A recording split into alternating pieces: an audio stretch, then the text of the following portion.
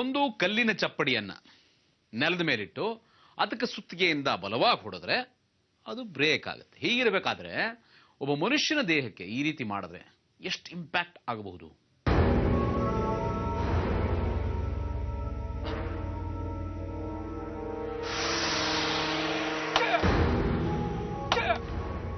ಪಶ್ಚಿಮ ಬಂಗಾಳದ ಪುರುಲಿಯಾ ಜಿಲ್ಲೆಯ ರಘುನಾಥ್ಪುರದ ನಬೀನ್ ರಜಕ್ ಸುಮಾರು 50 ಕಲ್ಲಿನ ಚಪ್ಪಡಿಗಳನ್ನ ತಮ್ಮ ಎದೆ ಮೇಲೆ ಇರಿಸಿಕೊಂಡು ಸುತ್ತಿಗೆಯಿಂದ ಹೊಡೆಸ್ಕೋತಾರೆ.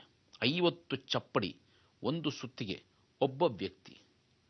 ಬನ್ನಿ ನೋಡೋಣ ಈ ರೋಮಾಂಚನಕಾರಿ ಸಾಹಸ.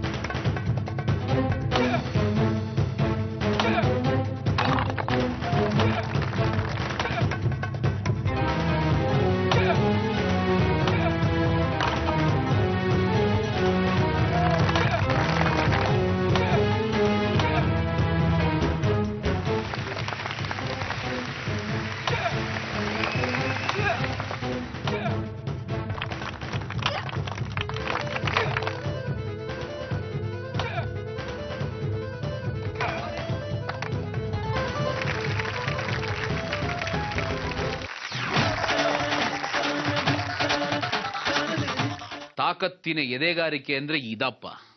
ಶಬಾಷ್ ನವೀನ್ ರಜಕ್, ಶಬಾಷ್ ಇಂಡಿಯಾ.